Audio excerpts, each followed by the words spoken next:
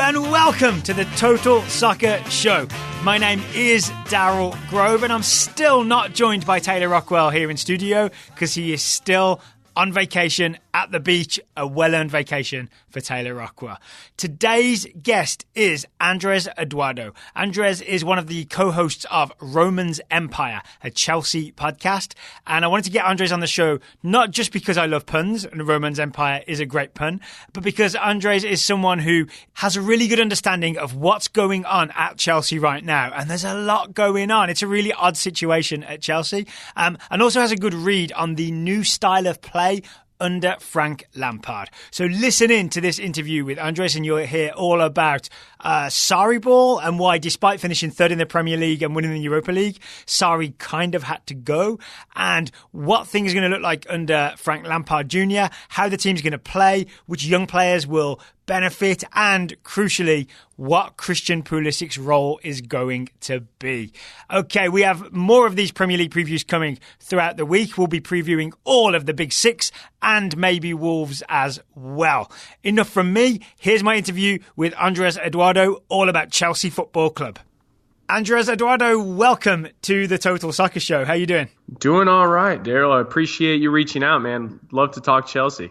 All right, great. Yeah, you are a member of the Roman's Empire podcast, which I've got to say is a magnificently named Chelsea podcast. Oh, man, I can't take credit for the title. I got to join Zach and Sam during their second full or third full season. Now I'm a full-time member, but it is quite clever. We're just crossing our fingers that Roman doesn't sell the club anytime soon because we are fresh out of ideas for a new podcast title. So, yeah, let's start there. Like the danger for you is that Roman leaves, and right now, as I understand it, he's still in trouble with the UK government and can't enter the UK. Is that still the situation?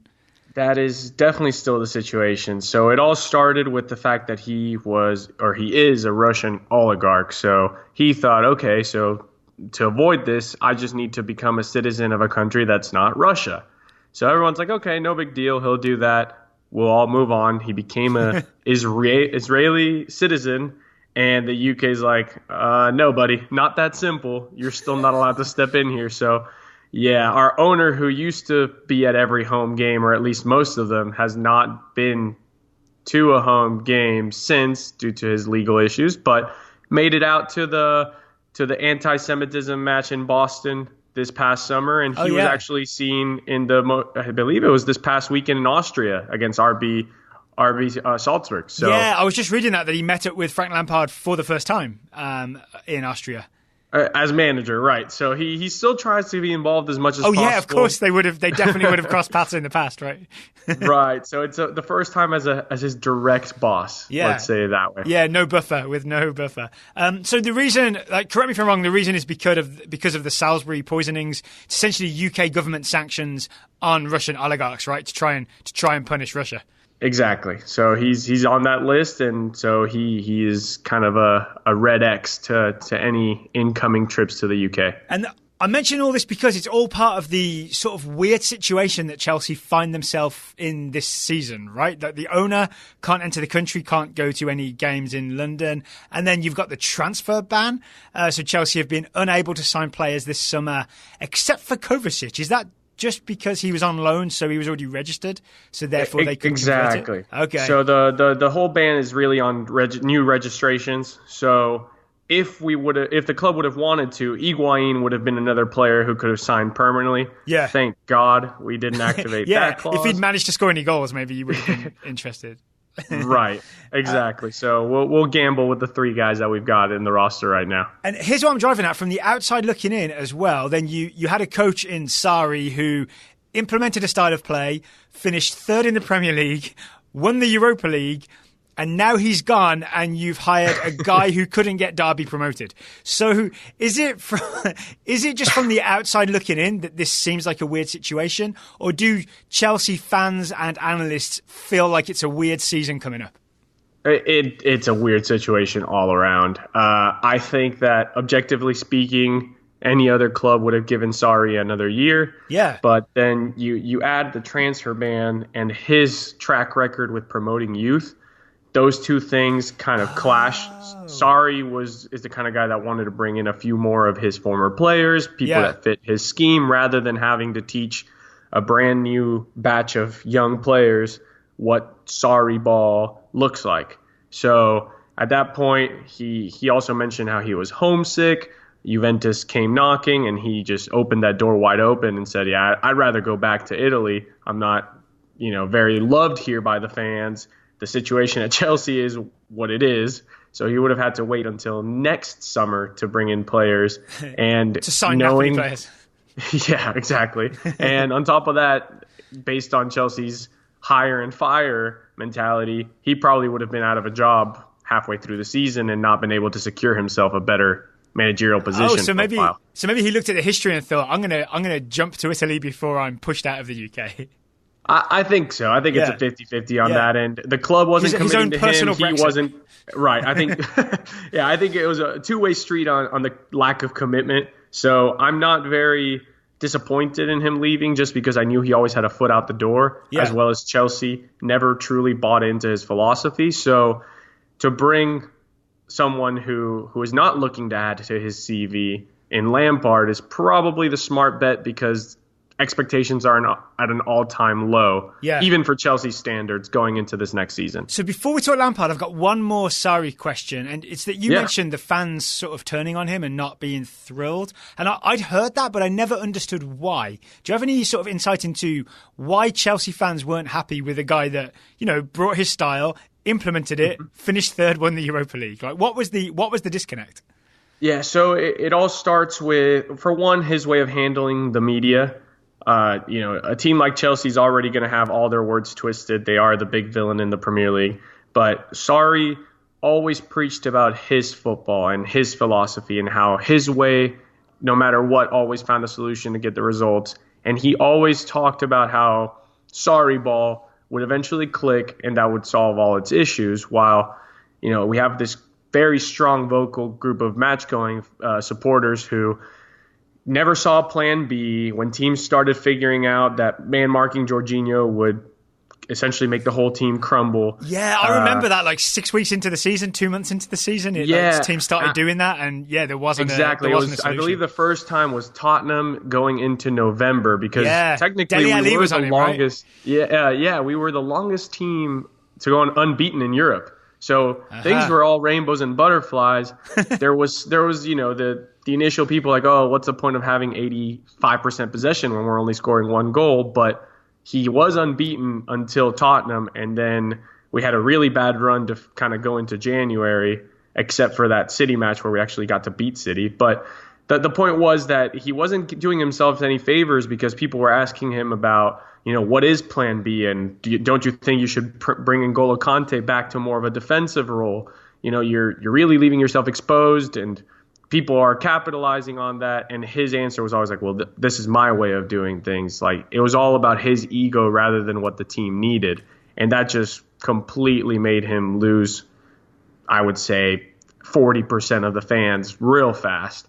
Then when January rolls around, he's got a transfer window. He brings in, he then starts moaning, because in the summer he said he's a coach. So he'll coach the players up to his standards. Then he ships out Morata, gets in Higuain, and things don't really change, except that, in typical Chelsea fashion, we do somehow figure it out and get top four. And the brilliance of Eden Hazard masked a lot of the issues, I think, to people that don't follow Chelsea on a day-to-day. All right, so I did want to talk Lampard, but I'm going to put it off a little further because you mentioned Eden Hazard. So of course, his £100 million, €100 million exit to Real Madrid, how badly does that hurt the team? Like, how big of a blow is that in terms of how you see the strength of Chelsea? Oh, man, I mean, 51% of your goals is a very heavy burden to lose.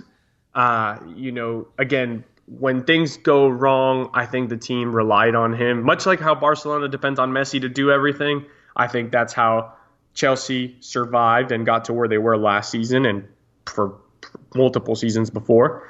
So I think for the first time in the 7 years he's been at Chelsea, the club needs to find a new identity. So I think that, especially in the final third of the pitch. So we used to play we get the ball to the final third, give the ball to Eden, and let Eden's brilliance take us to the promised land from there. So we're going to go from heavy reliance on one offensive dynamo to kind of having to spread the wealth and hope that multiple pieces can bring in a bit of the scoring and playmaking. Yeah, so if you'll forgive the pun, now that Chelsea have been thrown out of Eden, is there like a weird silver lining to that, where it could be that other people step up and you get to have a team where you can be excited about multiple pieces instead of just let's hope Eden does something?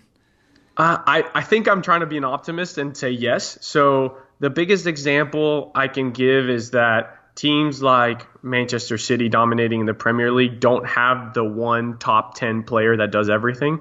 You get people to share the wealth in the Sterlings, the Bernardo Silvas, Aguero. They're all pitching in. Obviously, they're all very talented players, but they're all pitching in nonetheless.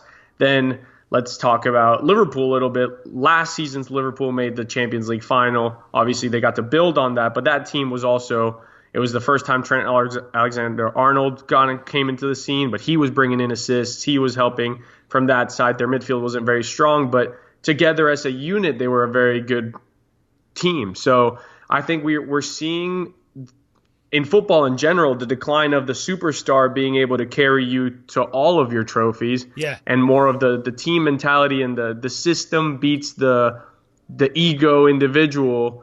So I'm hoping that that's what we see.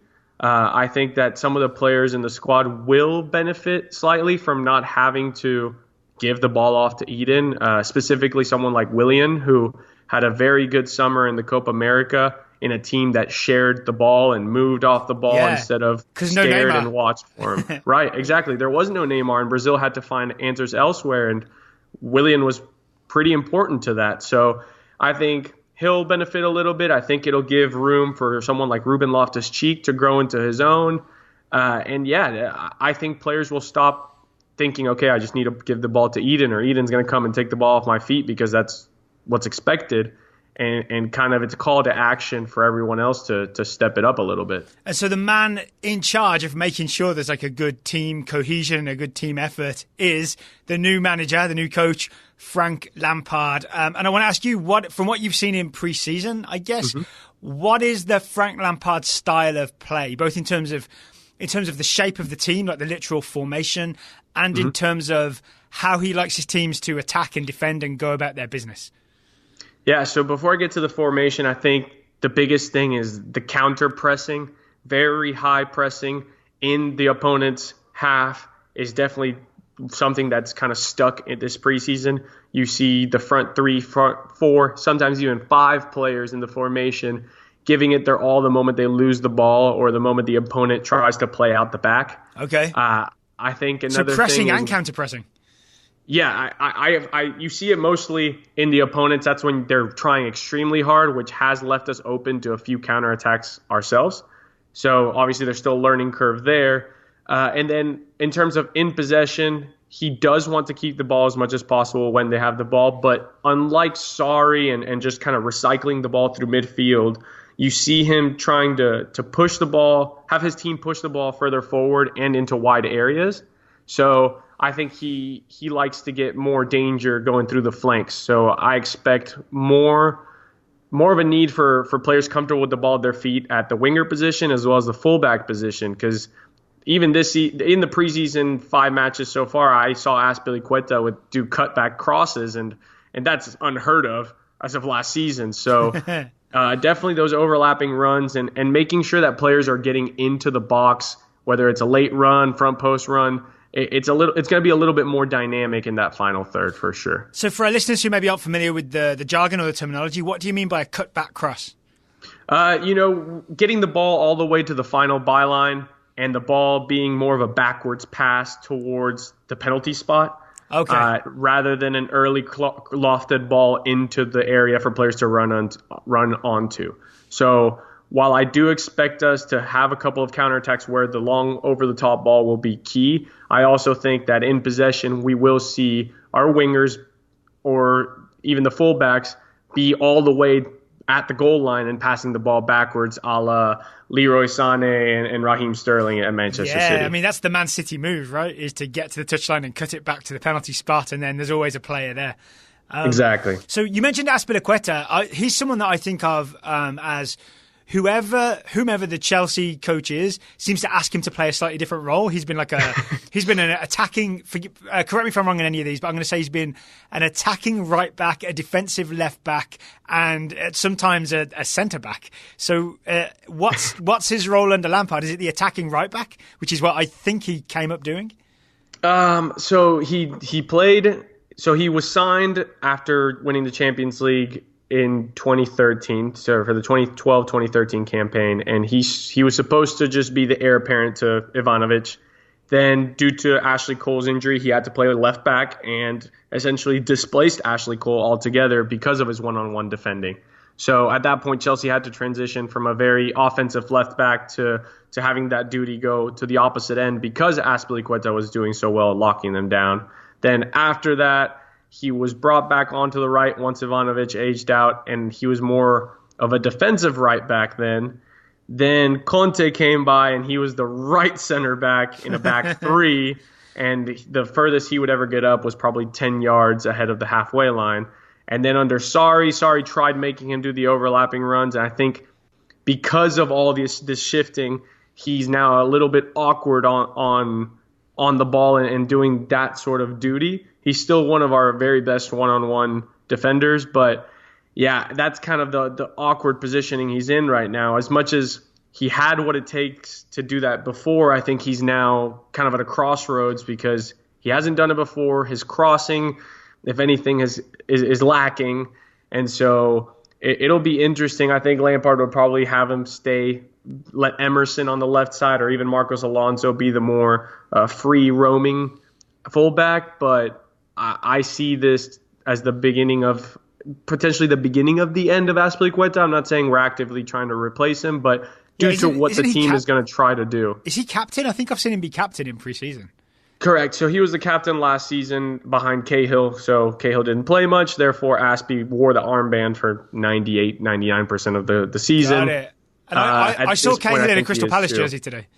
Yep, that is official as of today. So happy for Cahill to find himself a move. I think it's long overdue. He's a very good defender, especially in a counter-attacking team.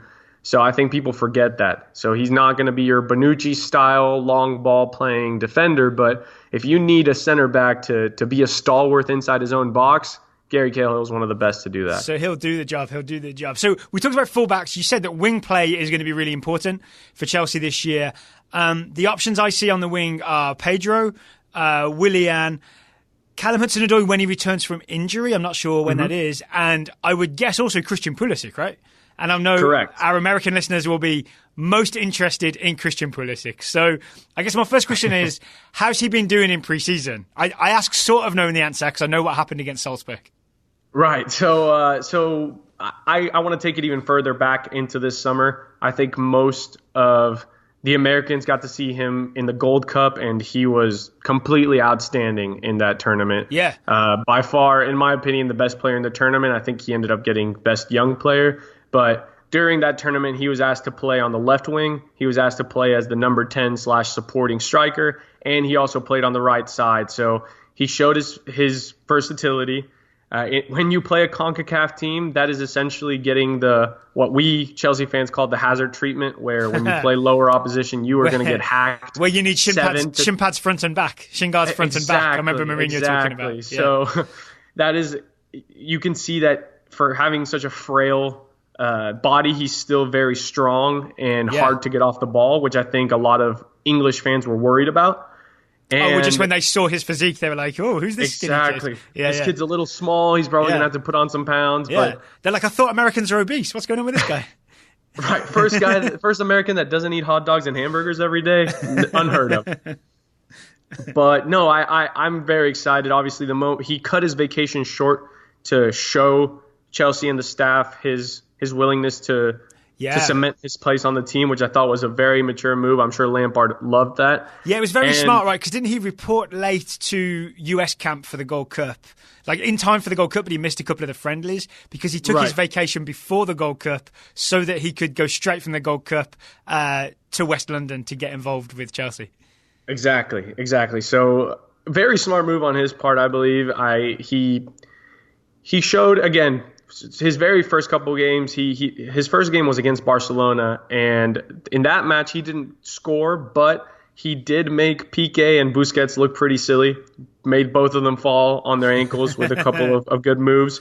He definitely showed his dribbling and strength on the ball on that side. And then in the Salzburg game, he showed just his burst of speed and pace, as well as the fact that he has still a very good touch on the ball while running at full speed. Yeah, that's the thing that really impressed me. Those long balls from Barkley, the kid is going at full sprint, and the ball just stopped dead on his tracks the moment he brought it down. So for something that Pulisic isn't known for, which is goal scoring, I thought both of his finishes were very smart and well taken. So perhaps he might change his role in Dortmund. I know he was more of a facilitator. So maybe in this kind of high press counterattacking side, we'll be seeing him making those runs behind the defense a little bit more and putting himself in more direct goal scoring opportunities. What really excites me as well is because he's so quick. If Chelsea are counter-pressing and they have opportunities in transition where they've caught the opposition out and suddenly he has space to exploit, I would back Christian Pulisic with some space to exploit, even against Premier League defenders. Yeah, and worst comes to worst, he guts by your defender takes him down, that's a red card, that's a free kick, that's a penalty kick. There's VAR now in the Premier League, so I forgot about that. Yeah, that would be in Pulisic's favour for sure. Exactly. The way that Lampard's trying to play, if we use Pulisic the way I just described, and then obviously the winger opposite of him, I think that if we get the pressing down as well as the cohesion between the front and the back lines, you'd be slightly surprised of what this batch of players can do. So how have you rated Pulisic's role in the pressing system? Does it look like he can do it? Yeah, I think he's used to it from his time at Dortmund. I think of course. Tuchel loved it, right? Yeah, so I think that's a good start. I think Mason Mount, and who played under Lampard last season, is also very comfortable in it. I think that the two players, or the quote-unquote the three players that are most learning under this are the forwards, who are all fighting for the starting position. So that being Tammy, Mishi, and Giroud. Yeah, I want to dig into that later because I find that a really interesting sort of three-way competition. Yeah, I think they're the ones that need to learn a little bit more. I think Pedro had to do it a bit under Sarri as well. Willian hasn't had to practice yet as they're trying to protect this small nagging injury going into the season. But Jorginho feels comfortable in it. So like I said, I think the first presser, being the forward, has to be the one that needs to pick up on when and how to press quicker into this season for it to be a successful style of defending. And for a successful season for Pulisic, it looks to me like he's going to get a bit of a head start on his sort of competition, because Willian obviously went all the way to Copa America final, so he came back late, right? So it's essentially Pulisic on the left and Pedro on the right is how it's been lining up in pre-season, and I assume how we start the season, right? So, and then Callum Hudson-Odoi is coming back from that injury, so it looks like he'll have at least a little run at the start of the Premier League season, relatively unchallenged by competition, unless Willian gets kind of rushed back. And even then, I think that because of his price tag, I think Lampard and the staff will probably lean towards Pulisic more so than to Pedro. Okay. I think that when Willian returns, we will see a Willian on the left, Pulisic on the right. Yeah. Sort of setup. And I really do think also that Lampard and his coaching staff will want to give Pulisic more time, even if he's still maybe learning and a little rusty compared to Pedro, just because, again, this season's expectations are low, and I think the goal is more to build a foundation for the future. So you have a 20-year-old Pulisic versus a Pedro who's in his 30s. I expect him to get more minutes and get the nod more often than not. That's a really good point. If it's a building season for Chelsea, it does give Pulisic a little bit of leeway, right? Like the pressure's not as on as it could have been. If it was Chelsea who are expected to challenge for the title, and you're going to replace Eden Hazard, and best of luck. Right. That's the saving grace, I think, of this summer. I think to turn the negative into a positive. You're not expected to win the season, especially the way Liverpool and City are built going into this campaign. And on top of that, you have a semi-inexperienced manager in Lampard, obviously after just one season at Derby. So I think the goal of this season is a setup for the next. Yeah. So I think the general consensus is if we can see some concrete improvement from August to May, and then maybe a deep run in one of the domestic trophies, obviously you want to get top four. That would be a 12 out of 10 season if we get Champions League. But I mean, what's acceptable? How low would Chelsea have to go before even Frank Lampard is in trouble? Oh my goodness! Realistically, for it to be bad, I think dropping out of the top 8. I think when you start thinking of a bad season, is probably 8th or below.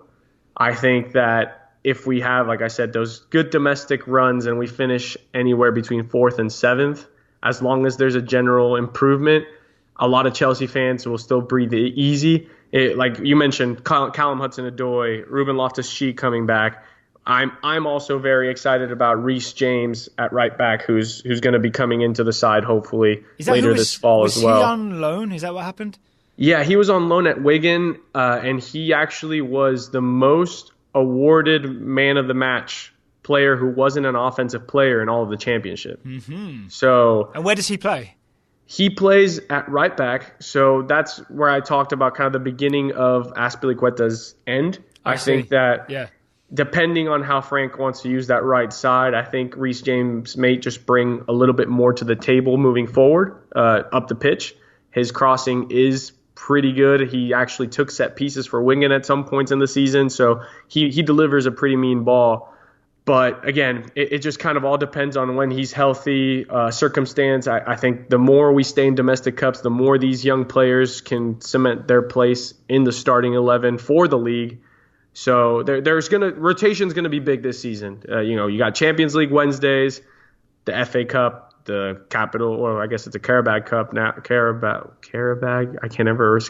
Cup. Yeah. And then the league. So 4 competitions. The energy drink no one's ever heard of cup. Right.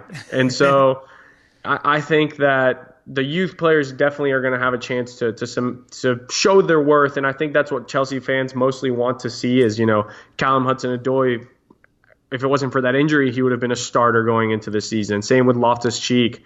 Now you have players like Zuma and Christensen who are going to battle it out with David Luiz and Rudiger. You got Reece James. Mason Mount had a great start to the preseason, so he's now fighting Barkley for that number 10 role going into the season. I'm really interested in that. What are the chances of Mason Mount starting a Premier League season? Because my memory of him is he went on loan to Vitesse, as many Chelsea players do. And then obviously he went on loan to Derby and played under Frank Lampard last season. And from the little bits of Derby games I saw, did really, really well. So I really like the idea of Lampard, having worked with him for a whole season, maybe putting more faith in Mason Mount than some other coach who'd never worked with Mount before would.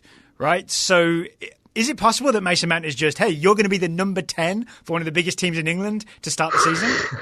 I think I would have said yes if it wasn't for the fact that Ross Barkley was by far our best player this preseason. Okay.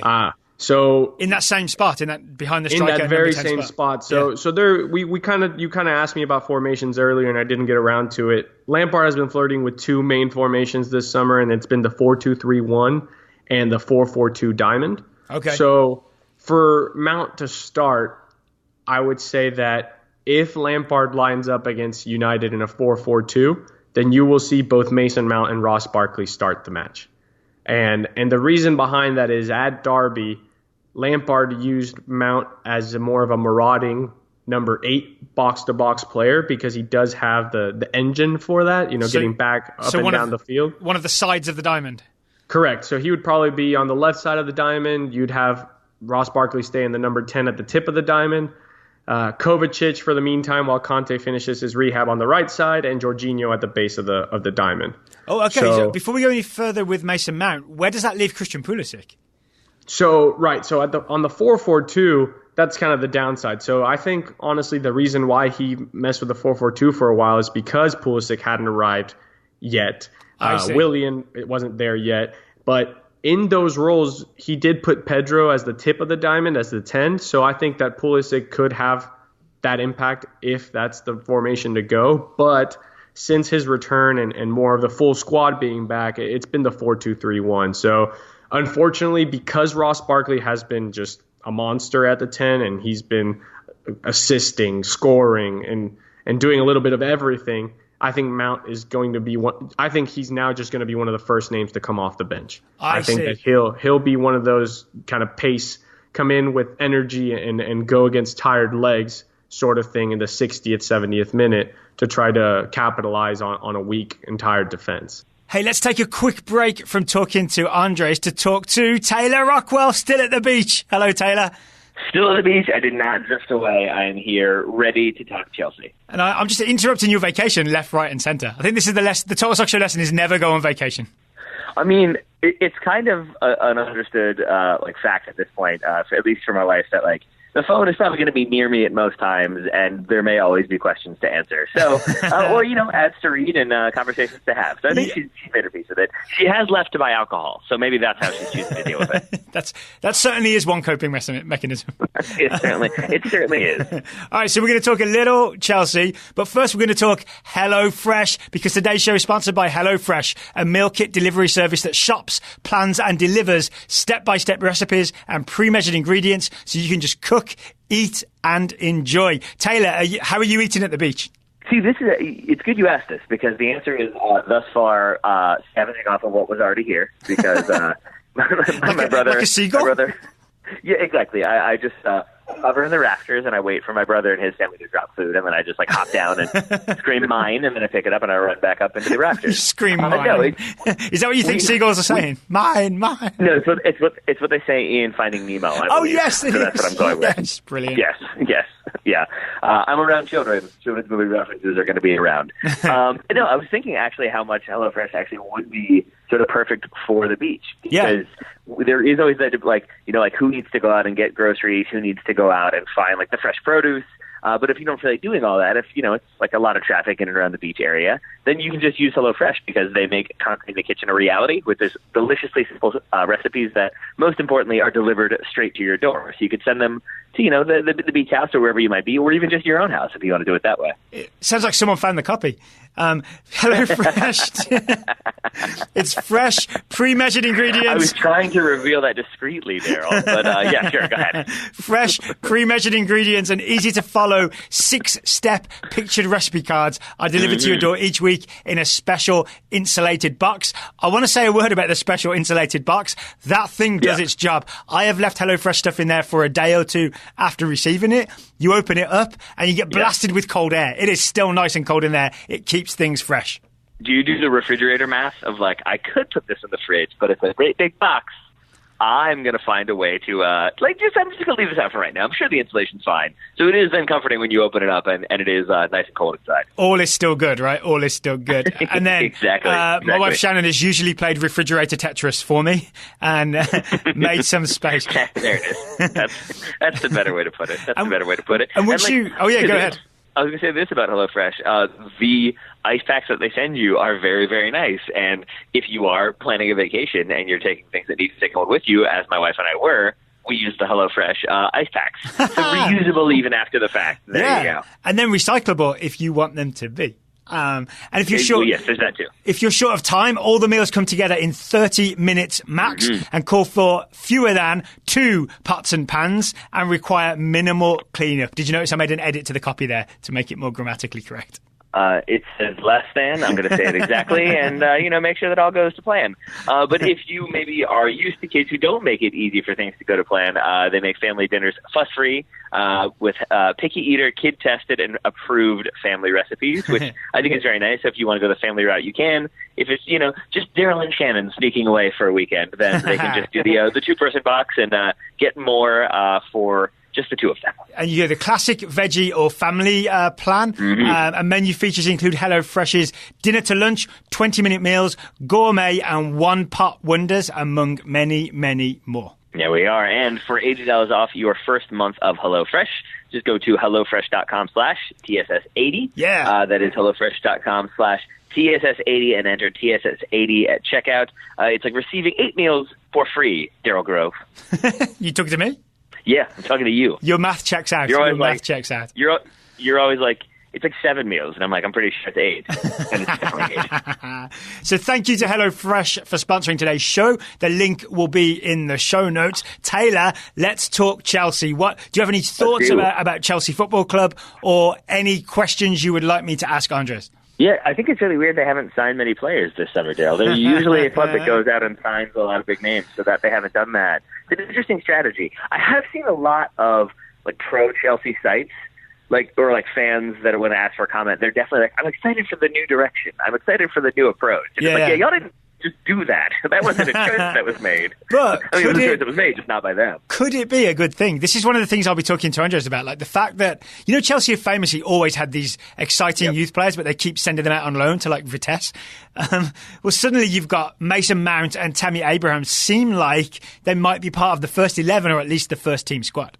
Yeah, I mean, I think that is definitely reason to be excited, and it's essentially, I don't know if the ownership at Chelsea will agree with this one, but it's kind of a throwaway season because you've got new manager in there who is, I would say, there for emotional reasons, similar to Ole Gunnar Solskjaer when he was brought in at Manchester United. I think there's an element of he can coach. I agree, but also, because he knows how to do stuff. I don't think nearly getting Derby promoted is the usual sort of criteria that Chelsea look for in a coach, right? Yeah, I think Steve McLaren would have been hired by Chelsea twice by now. So yes, I don't think that's the way it works. So I think also he's very popular, but also even if things don't go well, there's he lost Eden Hazard. They had the transfer ban. Callum Hudson-Odoi had the injury. So by the way, I find that name incredibly difficult to say. I don't know if that was obvious, so I think he's kind of going to be kind of forgiven for most of what happens this season, short of being in the relegation zone, which I don't think is going to happen. I think that it's a season of we're going to play some youngsters. We're going to see what's there. We're going to see if Frank Lampard can handle it. And it's kind of a no-pressure season if such a thing ever exists in the Premier League. You got any Christian Pulisic thoughts? I know we've already talked a lot about him on the show, but how are you feeling right now as we head in, the season starts this weekend? So here's the thing. We established in an episode that Island Taylor appears to be a thing. Yeah. And Island Taylor is going to stick around for Christian Pulisic because that I have been a little bit nervous about Christian Pulisic, about how he is sort of going to have these expectations of being the Eden Hazard replacement, and he's their big signing, even if it was in January, still it's kind of his debut season. So I think, though, that he is not necessarily going to live up to the hype in terms of play like Eden Hazard and it will be this seamless transition, but more just that I think he is really, really smart on the ball. And I think that's a thing we've seen since he was 17, that he's really smart and makes good decisions.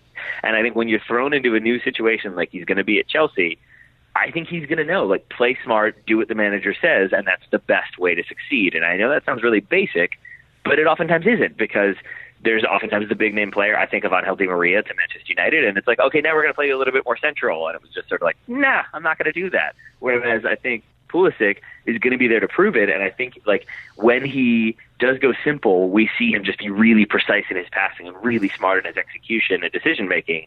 And I feel like there's a decent chance we see him sort of do a little bit more stripped down in terms of taking people on. But I think that that's probably what Frank Lampard's going to want. And so maybe I'm just trying to be positive about Christian Pulisic, but I don't think I am. I think I'm genuinely sort of excited to see what Frank Lampard gets out of him. I hope you're wrong, because I think a huge part of Pulisic's game is just straight up running at people and taking people out of the game by blazing past them. And I think if he gets timid and starts just playing simple passes, keep the ball, don't take any big risks, then you lose a big part of what makes Christian Pulisic really effective. So I actually hope for the complete opposite. I hope he just goes out there feeling super confident and goes at people and risks, losing the ball 2 times out of 5, but going past Premier League defenders 3 times out of 5. I'd much prefer that version of Pulisic. I want to see him on Match of the Day.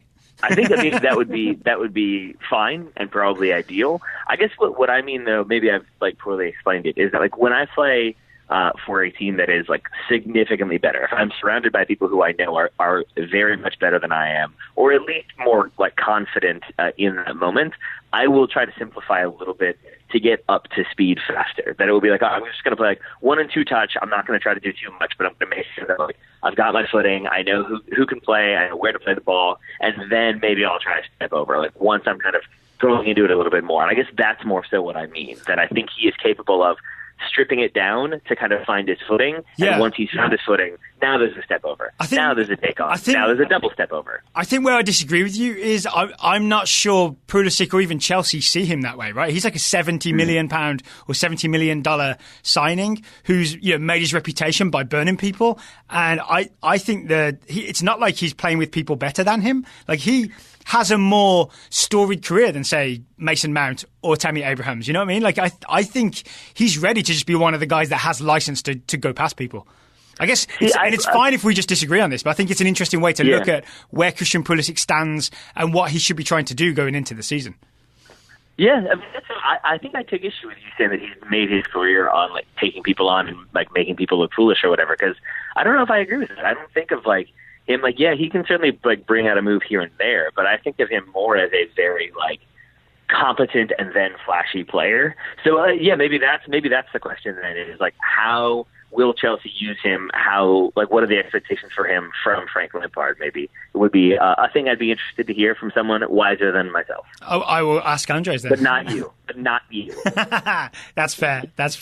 All right, before I get back to talking to Andres about Chelsea Football Club, today's show...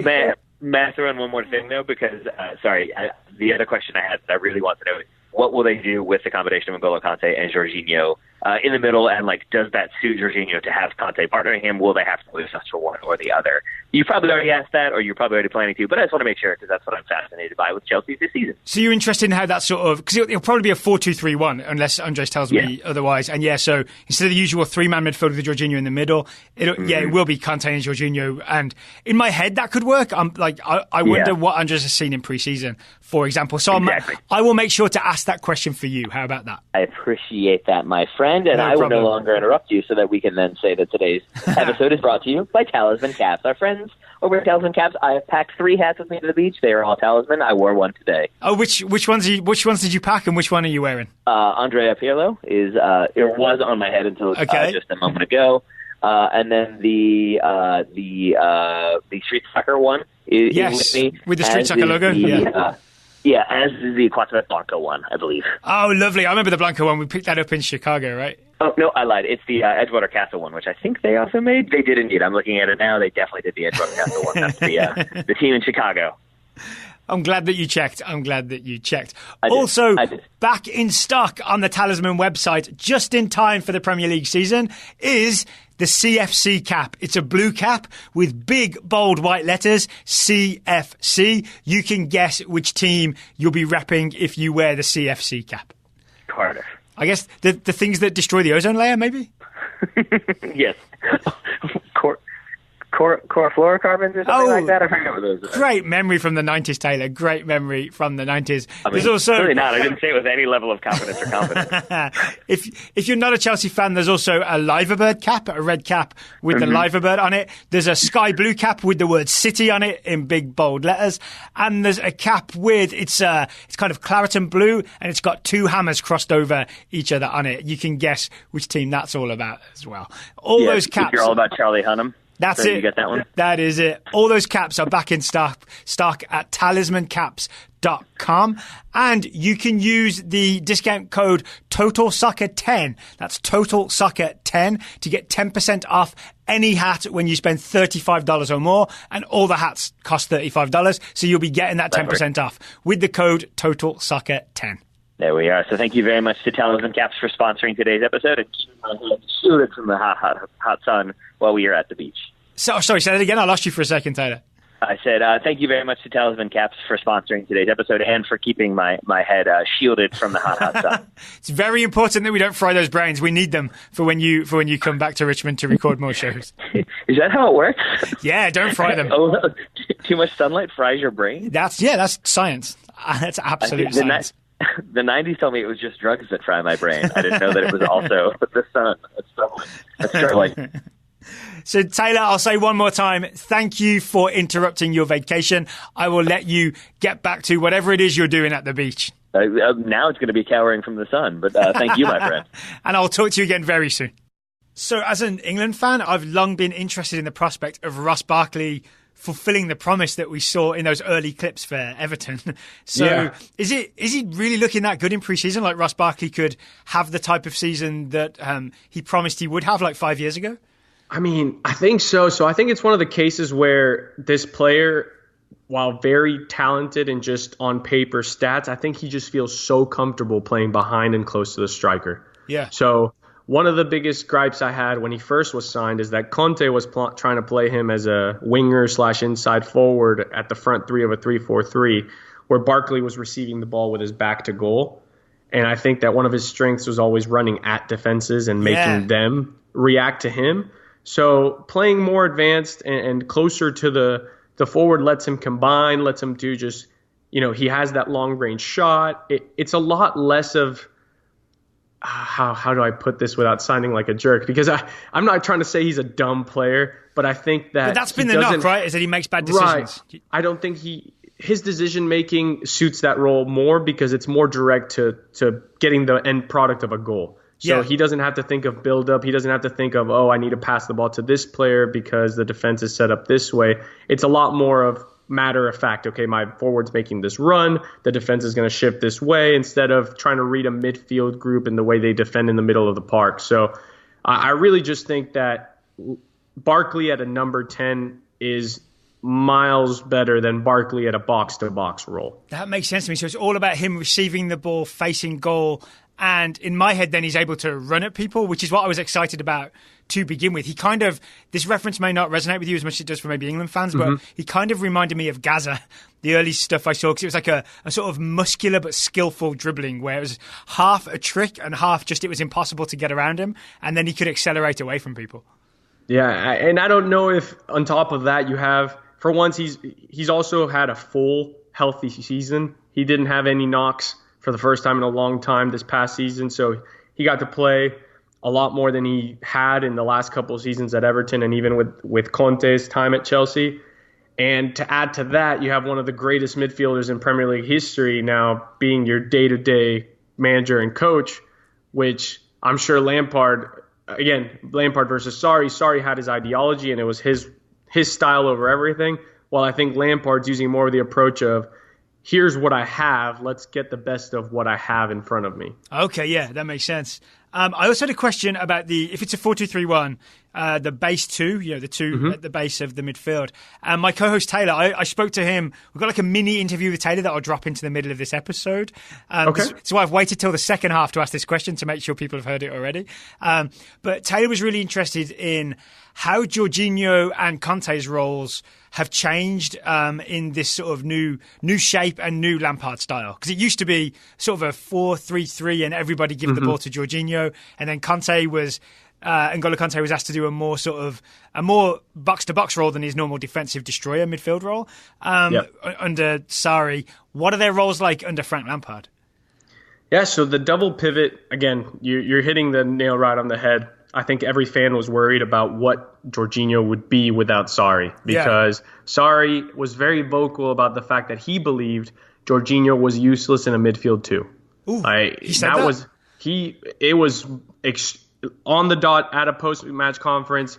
They asked him, why don't you switch to a 4-2-3-1 and that way allow Conte to play further back? And he said specifically, Jorginho does not work in a midfield two. He plays in a midfield three, and that's it.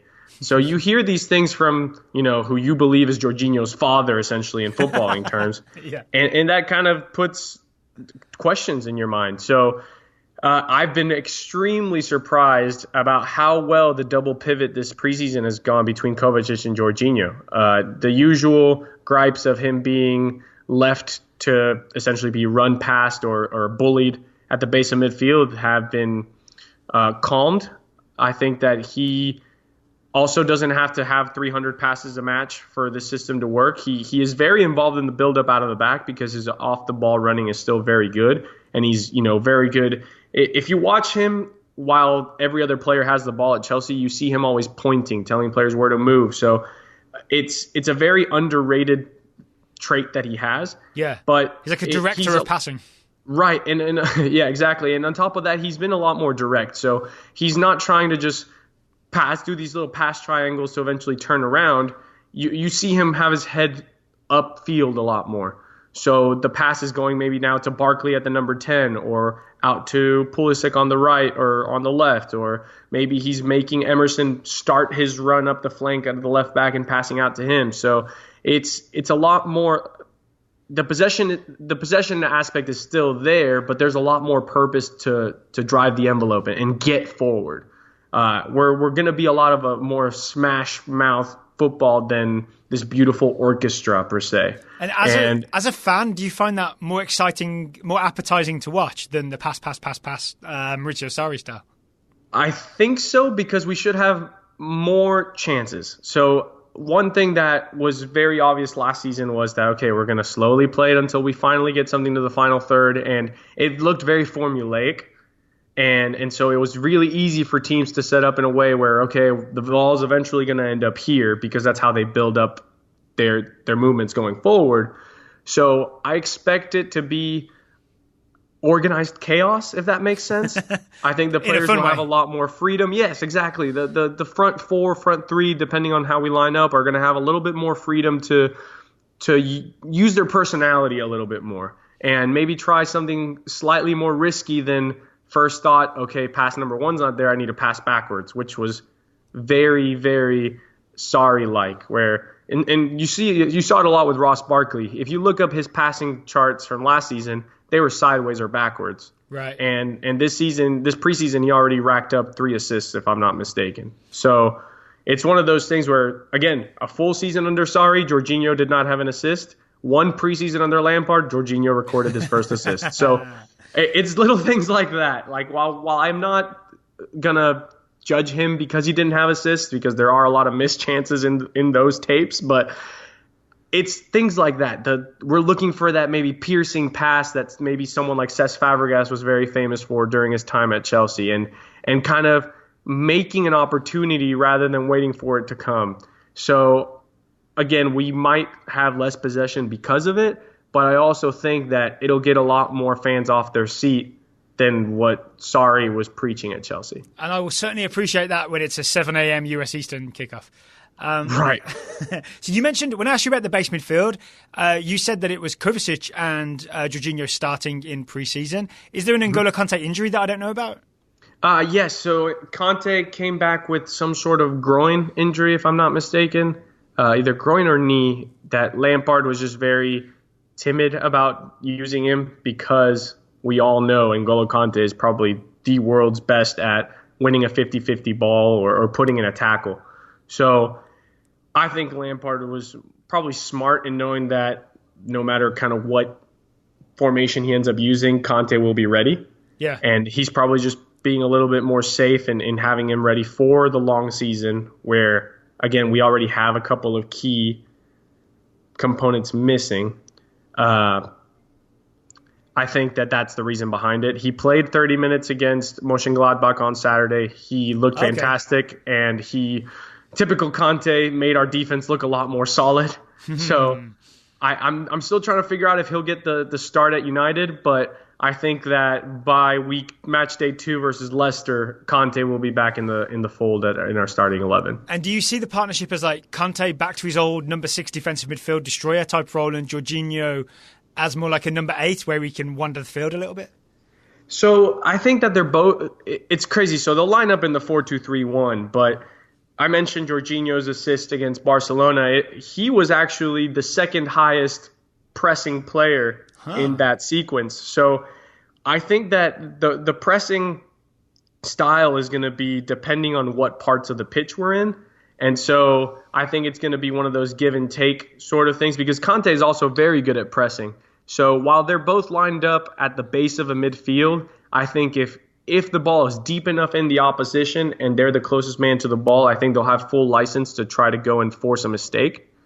But I do think that Conte will be more of a 6, defensively speaking. So if we lose the ball at midfield, I would expect Conte to be protecting the back line. Okay, that makes sense. So, yeah, having Conte on the pitch will give our back four a little bit more stability, because if you're asking me honestly, I think the back four is still they're still learning, I think, to work with one another, especially under the new manager and without Rudiger being there. So the David Luiz +1 partnership is still figuring it out. And yeah, it's just part of having a new manager for the third time in 3 years. I mean, I know from watching and also from playing in a pressing system, it's really tough on the defenders because you're expected to be really high up the field and there's a lot of space behind you. Right. I mean, I remember, you probably know this as a Chelsea fan, going back to when Andre Villas-Boas took over and he tried to have Chelsea play a high line and John Terry had all that space behind him. It suddenly didn't suit him, right? So it is a big ask for defenders and takes a lot of getting used to. Yeah, and part of it, and that's actually how Mönchengladbach scored their 2 goals. So I think that's still what they're trying to figure out. The front 5 essentially were pushing really high and pressing really high, but then our back line was so far back that when Mönchengladbach earned possession, there was a huge gap, and they had a player, I can't remember who, was right on the halfway line, and the nearest defender was at least 15 yards away. Yeah. So it's one of those things where, and apparently this was an issue at Derby last season too. So the back line needs to figure out if they're going to be playing a deep block or if they're going to be further forward. I think that's why also Lampard is so pushy of having Zuma be the partner to David Luiz, because Zuma is surprisingly very athletic. He's got that catch-up speed in him that people don't expect in a 6'4", 200-plus pound center back. And so, yeah, you have that guy. That's also why you see Emerson potentially starting over Alonso because of that recovery speed. And so if the back line can gain a little bit confidence and fully understand that, yes, with a high line, the ball over the top could be an issue. But again, you have that guy with the recovery speed. And then we're fortunate to have a goalkeeper in Kepa who's very good with his feet. So I think they just need to kind of flip the switch. I know that under Conte it was a very low block, and I still feel that sort of defensive identity is very just carved into their head. Yeah. Just kind of buying into what the team needs to do now with this high pressing system is going to be kind of the growing pains. Just, you have to restructure your way of thinking on what your first thought needs to be when your team loses possession, and kind of closing that gap between the lines is part of that. It's interesting that you said that was a problem for Lampard at Derby, though, because that suggests that maybe it's a thing that he's not great at fixing, is having his lines be too far apart. Maybe he'll learn the lesson very quickly in the Premier League. I mean, yeah, hopefully he learns it quicker rather than later. Something that isn't spoken about, but I highly rate, is the fact that Jody Morris, his assistant manager, came with him. Oh, yeah. Former Chelsea player, right? Yeah, so Jody was actually the academy coach for multiple seasons before Lampard took over at Derby and decided to bring him along. He was actually one of my dark horse picks to come and replace Conte. I thought that, the big thing that they were trying to push was for an offensive manager, somebody that could kind of transition this slow, scripted build-up into something more, like we've been saying, more fun to watch. So I always thought, okay, well, Jody Morris has won countless trophies with these academy players. He's the reason why we're able to sell and loan out these players easily. Why not bring that guy and give him a one-season trial? And if he doesn't work out, we go back to our typical CV manager hire. So I'm really happy to have him back, especially during the transfer ban and in a time where Chelsea needs to learn to build their squad from within. Yeah. So the partnership between Frank and Jody is going to be very important, because Frank is going to be the voice that no Chelsea player in that locker room can say no to, as him being potentially our greatest player ever. And then you have Jody, who tactically can probably speak to those young players and get them kind of caught up to speed based on his prior history with them.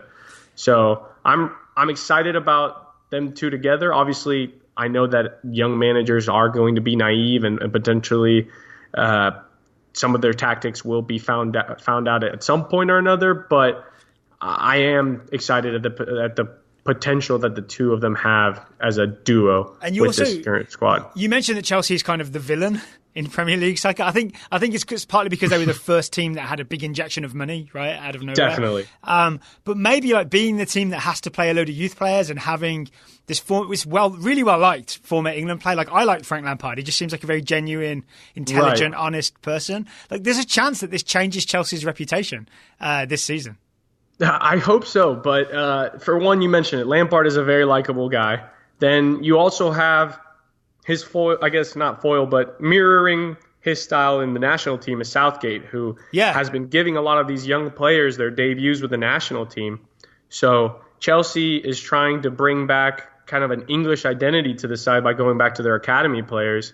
All these kids that are potentially moving up have represented England in the U21s. Some of them won the World Cup back in, I believe it was 2016 or 2017. Yep, 2017 they won the U20 and the U17 World Cup. Right, so Abraham, Odoi, I don't think Mount was in that one, but Tomori was, and he's probably going on loan, but that's a whole nother story. He's the center back, players, right? Yeah, center back. All these players have been in the England setup before. A lot of those players have captained the England youth setup before, and players like Hudson-Odoi and Mason Mount have actually gotten to debut with the national senior side in the latest time too. So hopefully having Lampard as the manager and this kind of new future backbone of English players back in, much like when we had Ashley Cole, John Terry, Frank Lampard, and having this kind of identity of strong English players can help that.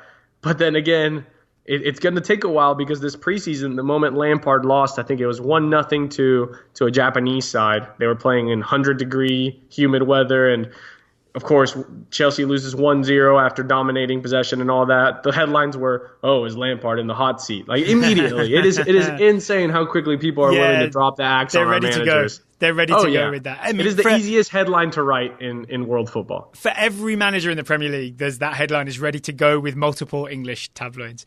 You mentioned young players who've got England caps. Tammy Abraham, I'm pretty confident, has played for the England senior team already.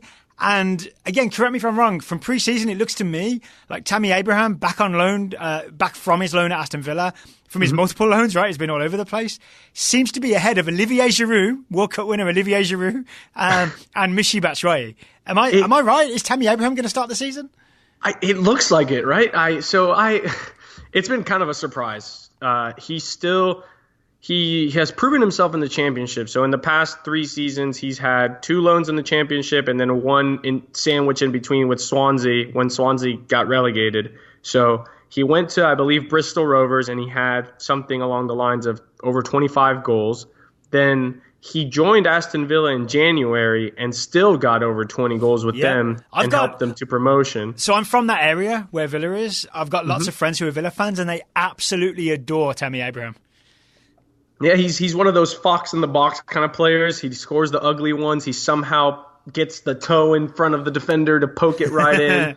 It's just, I think that he hasn't had the chance to prove himself in the Premier League. I think that Swansea loan it was not good. It was already a relegation side. They lost the manager that wanted Tammy in there to begin with. Then they brought Wilfried Bony back, and that's another player in front of him. So he was destined to fail the moment they lost their manager. And so this is his tryout. I think that because of the high-pressing style, he has that benefit because he is surprisingly fast for a guy so kind of tall and long. Yeah. And also, pressing is very much a young man's game. And that's why it makes me think that maybe Olivier Giroud is not the guy to lead the press. And Tammy Abraham is definitely more so the guy to lead the press. Yeah, so he create again he had an assist in one match where he pressed the other team into a mistake, leading to a tap-in by Mason Mount. And then against Barcelona, during a press, he found himself in a very opportunistic position for Jorginho to pass the ball to him and him dribble around Ter Stegen. So the biggest issue with Tammy, at the end of the day, a forward needs to score. Yeah. And I know it's preseason, and most of what you do in preseason is get your fitness back, but he's already missed a few sitters. So as much as in the pressing side of things, he seems to be the number one guy due to that. The moment he stops, he doesn't start scoring those very finishable chances is where I can see trouble rising for him. Obviously, he's 20 years old and he's going to learn a lot. And again, a lot of the times it is rust and you don't have the chemistry with your teammates and such. So I think if we can get him the service and he is well positioned in the box, he can grow to be the forward we want him to be. But there is also the other side of that coin where it might just be one of those, the big, small fish in a big pond kind of situations, but I'm more optimistic than not in terms of Tammy's future. What about Michy Batshuayi? He's a guy who I love his personality. Who doesn't? Do you remember the 2018 World Cup when he celebrated by kicking the ball into the post and it hit him in the face? But then he retweeted it and very much made light of it, wasn't embarrassed of it at all. That's the moment where I thought, Michy Batshuayi is my kind of guy. But is he Lampard's hilarious. kind of guy? So as fans, obviously, we see the social media presence and the big smile, and he always seems to find a camera and get in front of it. Apparently, what's kind of killed him is that he's not a player that practices well. Oh. So, you see him and you see the highlights, and when he is on the field and he is getting the minutes, he scores, whether it's the ugly goal or sometimes a random screamer or the one-touch finish. And you think, this guy's got the tools. But apparently it's the coachability and actually putting what's put to practice on the field. It seems like he's more of an instinct player rather than someone who is, going to learn a lot from practice. At least that's why some of his loans have been more successful than others. Valencia. What are you basing that on? Is that like other coaches have said that, or are these media reports about him not being coachable? The media reports, and he had a full summer with Sarri, and he had a decent preseason in terms of what we got to watch in the matches, yet he was a first name out on loan. Then Conte had him, but he wouldn't really start him. Even if he had him, he still didn't. He rather play with Eden Hazard up the middle than Michy as the main man. So it's kind of those questions of how come we've had multiple coaches and multiple styles. And again, when he's on the pitch playing, he can play, but what is the apprehension to playing him to begin with? So this is his best chance at getting minutes. I think, again, because we're going more the pressing style, I think that the starter is going to be him or Tammy to begin the season. And again, much like Tammy, he's a poacher. If there's something that Michy can do is finish a ball that's in the box near his feet. His two famous goals are the winner against Atletico Madrid at the Wanda Metropolitano when we were in the Champions League under Conte's second season, and then the even bigger one, the finish in the 93rd minute to beat West Brom and clinch the Premier League title in Conte's first season. I forgot that he won the title. Yeah. So those are the things that if he doesn't have to think, if he's already in the box and the ball's coming near him, he's going to do the job. Like I said, he's not going to make it pretty. Very much like Chicharito, it can probably hit him in the face and the ball can go into the back of the net. But that's what matters, right? If the tally says that he scored, that already puts him as a 8.0 as a striker on your Who Score ratings and things like that. So, and those are the things that matter as a striker. The number of goals you put in the back of the net. So I'm looking into my crystal ball, and we're not doing very specific predictions, which is a thing we used to do for the Premier League because Taylor's not here this week. But I would predict that you have a situation where Tammy Abraham is the trusted starting striker, maybe because he does more of the pressing, he's more coachable, he's performing that role really well, but he's missing a bunch of chances. And Michy Batshuayi is coming in for the last 20 minutes and scoring semi-regularly, and there'll be this chorus of start Michy, start Michy, start Michy, and Lampard will be pushing back against it because Abraham is, doing all the things that he's asked to do. I can see that situation developing, and it's happened before. By October. And that's history repeating itself. That happened for a little bit of Conte's first season I'm trying to think if it was Conte. I think it was Conte's second season where Alvaro Morata was missing the sitters, and Michy had shown that with minutes he can score. So the very esteemed other Chelsea podcasts here in America, probably the biggest one we have here is London is Blue podcast. Those guys started the hashtag minutes for Michy. And one of the guys, I believe it was Dan Dormer, he was very vocal about wanting the hashtag minutes for Michy. And so it could very much happen. Like I said, Batshuayi coming in against tired legs.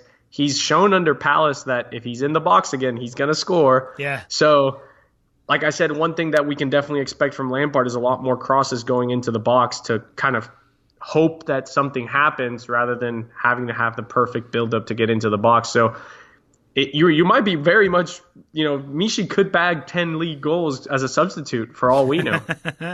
What about Olivier Giroud? Do you see him not getting any minutes at all or being used sparingly? Or how's his season going to go? So I think Giroud is such a good cup forward. he was the highest scoring player in all of Europe, if you count Europa and Champions in the same level. He was the highest scorer in the Europa League tournament. And the one thing that Olivier Giroud can do, I would say probably top 3 in the world, is hold that ball up for his wingers. He is such a good setup man with his back to goal. And that's why he was a starter for France. Every match in the World Cup, people were screaming, he doesn't score. Well, if it wasn't for him, Mbappe and Griezmann wouldn't have scored. Yeah. So I think that, when we play those teams like last season, it was Cardiff and Newcastle that were playing essentially 5-men back lines with 3 holding mids, and you have these 2 solid blocks of defenders just parking the bus.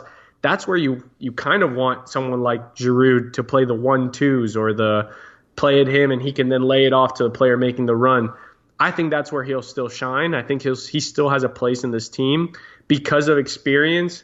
I think that, again, if Tammy and Mishi don't produce, Lampard might say, well, at least Giroud can assist the guys around him.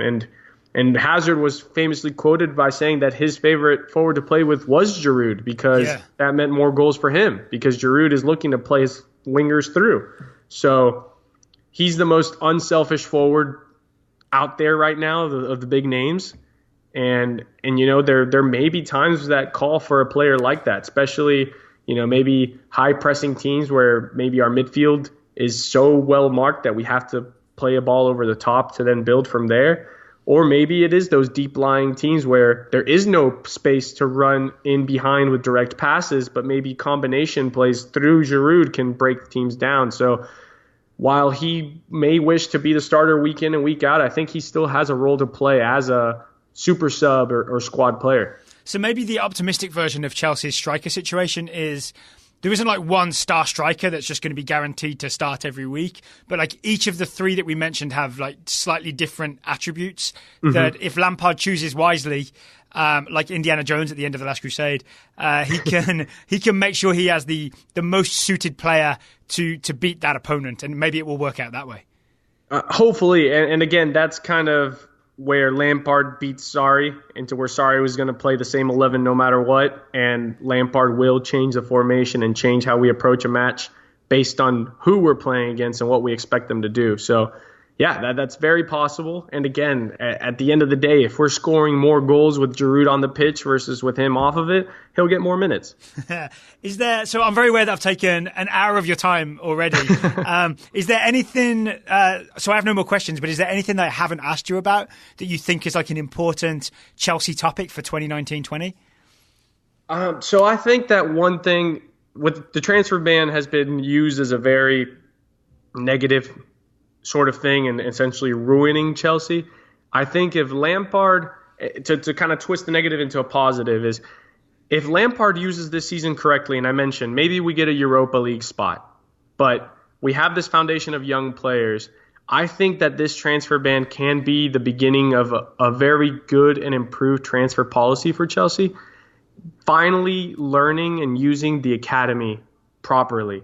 In the past couple seasons, Chelsea has used the transfer window to sign squad players that could get maybe 10 total matches in a season, and it has not worked out well, as you can see with our outgoing transfers this season. Morata was a failure. Currently, Chelsea is trying their best to sell players like Bakayoko, Drinkwater, and Zappacosta.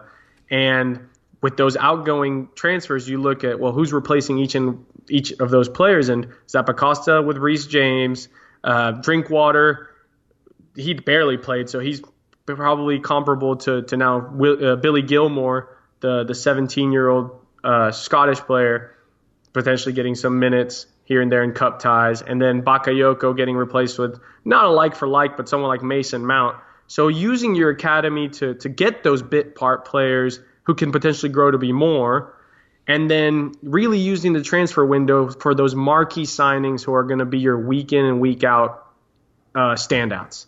So I'm hoping that this can teach Chelsea to go back to making maybe 1 or 2 big signings that are very needed and are obvious upgrades who are starters, rather than trying to find your 15-minute substitute off the bench and paying high value for it.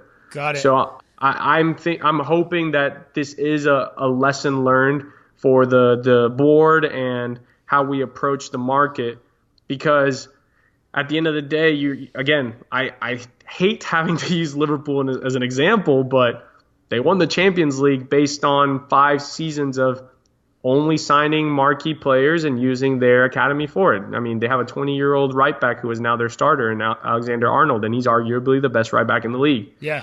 And that goes, Joe Gomez is now their secondary center back, and at times they have Woodburn now staying, and a couple of their other guys are now on their bench who were all on loan. So you can learn sometimes from your rivals, and I'm hoping that Chelsea are taking notice of that the market should be used to splash the big money on that one player that will make a difference, rather than taking a gamble on a bench player. Yeah, and paying a UK visa premium on a player who can't even make a bench. Yeah. So that's kind of like my last bit on the transfer ban. I'm trying to again hope that the board of directors kind of learns from that, and we can kind of turn it into a positive when we go into next summer with a very, very heavy transfer war chest. So if there are Chelsea fans who haven't, heard you speak before but have really enjoyed this podcast, where can they hear more from you? Yeah, so as we mentioned at the beginning, you can follow me directly at @SSBlues_CFC. That's kind of my Chelsea dedicated Twitter page. But I am a member of the Romans Empire pod, which you can find on Twitter as well. We are available on SoundCloud, iTunes. We're trying to get Spotify on that list as well. So, yeah, we post weekly podcasts, everything Chelsea related. We're actually going to be recording later today kind of our second half of the preseason review. Oh, wow. You're doing double duty today then? Yeah, actually, triple duty. So that's the next step. I mentioned it to you briefly, Daryl. I am also doing a second venture, and I'm calling that the student of the game pod. And this is going to be more kind of like your show, Total Soccer Show, where I'll just get to come in and speak in more general terms about what's going on in world football, whether it's a generic big headline such as the women's national team, or maybe it's just a recap of the top 5 leagues across Europe, or maybe the biggest transfer rumors going around. And hopefully I can line up a few guests, much like you did today, to get other people's opinions and kind of get more of an educated information on what I'm trying to talk about. So I'm excited about it. I'm just about to get started on that. But yeah, for Chelsea-related content, Romans Empire Pod is the place to go. We are very active on Twitter. Send us your questions. We love to get those and answer those every week. And yeah, give us a follow. We'd love to hear from more Chelsea fans here stateside. All right, Andres, I will close by saying thank you for taking the time to talk to me about Chelsea today. Really appreciate it. No, it was a pleasure. It was so much fun. Thank you for having me. And then I will also say, I'm saying this to every person I interview for the Premier League previews, but I will say good luck to Chelsea this season. And I think I mean it a little bit more because of the potential for the thing you talked about with Chelsea becoming more of a promote the academy kids, because that benefits my England national team.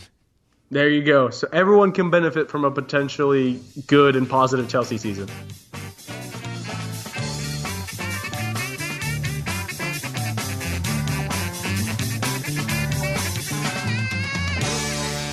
You gotta slice it.